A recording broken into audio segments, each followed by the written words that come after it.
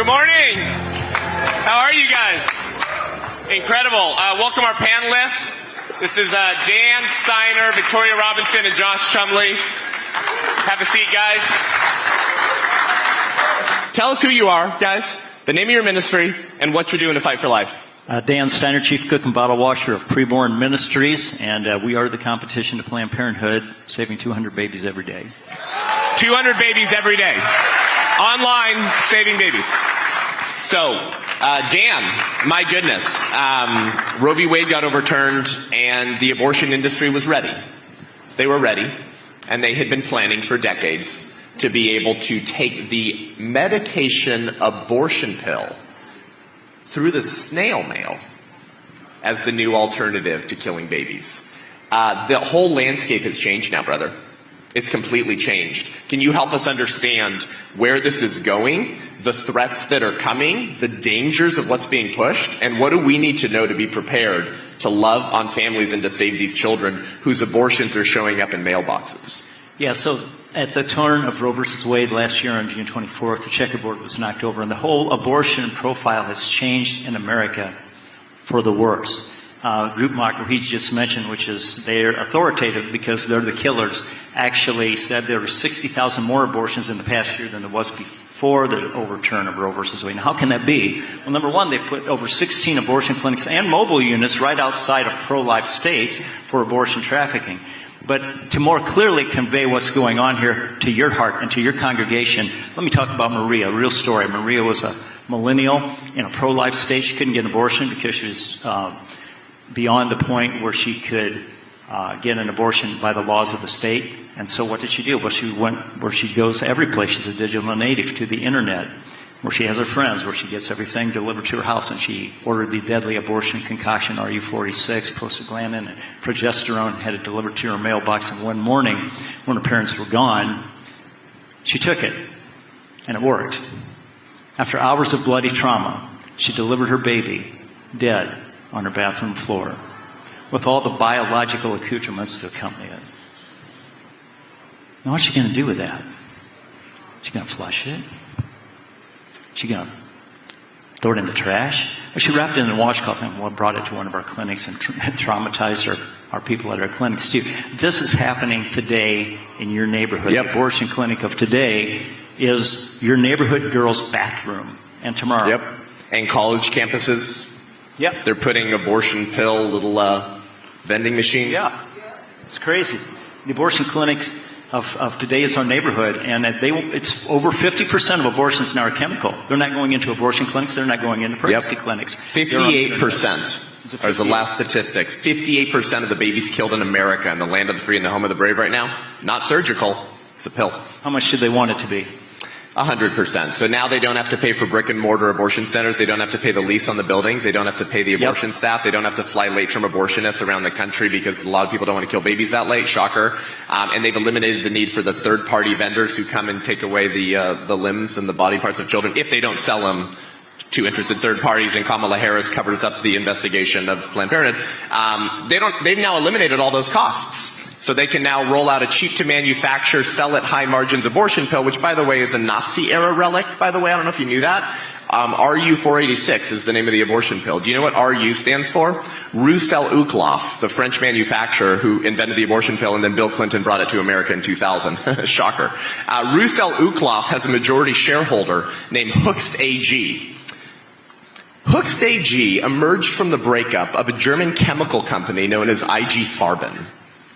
IG Farben was infamous for creating a cyanide gas known as Zyklon B. The gas used to poison Jews in Nazi death camps. So Hoechst AG, the same freaking company, simply moved from creating poison to murder Jews to creating poison to murder babies. The same company. Welcome to the culture of death, and it's showing up in little girls' mailboxes on college campuses. And thanks to the Biden administration, you don't have to have an in-person evaluation with a physician before getting the deadly pills. What is Mission PreBorn doing on this front? So we are, so the pregnancy clinic like Josh is running, that's your Jerusalem in your missions budget. You need to profoundly fund these guys. But over half of them now are on the internet. And so that's your Judea for your missions budget. PreBorn saved 54,000 babies last year. We've saved over 40,000 babies this year. And more importantly, 9,800 women have come to Christ, and they need to come into your church. And so I'm encouraging. Wow. Yeah, they need the church. So we're encouraging you to go to preborn.com/church, preborn.com/church, and drive your stake in the ground saying, I am going to be a pro-life church. I'll take women that have received Christ. I'll teach about post-abortion with Reassemble. I will fund my pregnancy clinic. And we can send women to you that we reach on the internet. We need your help. Preborn.com/church. Wow. Friends, this is no time for a therapeutically oriented, entertainment-driven, confused church. We have to rise up. If we do not rise up, nobody else will. Wow. And will you tear down the altar of Moloch in your neighborhood? Because that's where it's at. We're competing every hour of every day with Planned Parenthood on the internet. That's right. We do it in New York, Los Angeles, Houston, Dallas, Miami, the DMV area, and Chicago. Wow. Millions of dollars. We don't need, catch this, we don't need your money. You need to support us, though, because if we're hoping that this nation turns back and our hopes in politics, we're looking the wrong way. Romans 1:16 says, I'm not ashamed of the gospel of Jesus Christ. That's the power of God. We need the power of God in this cause space. And so we need you as a church to be clear about it, to drive your stake in the ground, to preach it to the people in your congregation. That's right. 1 out of every 5 women in your congregation has been touched by abortion, men too. And they need forgiven and set free. And so, we need to rise to the occasion. And it says in Psalm 82, rescue those that are taken away to death and those that are staggering to the slaughter. Oh, hold them back. If you say, we did not know this, does not he know it? Who keeps your heart? Does he know it? Who keeps and watches your soul? And will he not render each one of us according to our deeds? Wow. We're attacking the Imago Dei. They're attacking your daddy's image through abortion and transmania. This is our fight. This is the church's fight. This is a test. This isn't about America. This isn't about the election. This isn't about Trump. This isn't about any of that. This is about what is the church going to do. What's my church going to do? Rise up. And Seth has a great quote, which I can't do. If I profess with the loudest voice and clearest exposition every portion of the truth of God, except precisely that one point at which the world and the devil are at that moment attacking, I am not confessing Christ, however boldly I may be professing Christianity. Where the battle rages, there the loyalty of the soldier is proven. And to be steady on every other battlefield is mere flight and disgrace if he flinches at that one point. The blood-bought bride of Christ has been flinching at the one point at which the spirit of Moloch and Baal are manifesting in our cities. And if you think that this is not equivalent to child sacrifice, passing children through the fire in the Old Testament, I would suggest that you do not understand your Bible, Pastor. In Luke 1, when the prenatal John the Baptist leaps in the womb, did you know the Greek word for baby leaping in the womb is barephos? So then you turn to Luke 2, and it says, Mary laid baby Jesus in the manger. So this is an infant already born.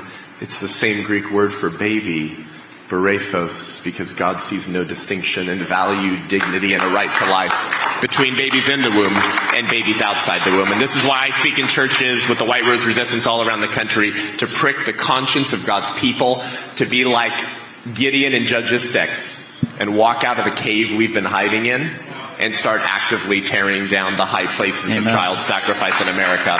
Welcome to a Kairos moment. Welcome to the fight for life. Roe v. Wade overturned was not the victory. It was actually just the beginning to Christian resistance in America. And we want to invite you to participate in that resistance with our organization, with Mission PreBorn, with Reassemble, and with bold pregnancy center directors like Josh in Arizona. Guys, we'll see you on the battlefield. Go out there and give them heaven, will you?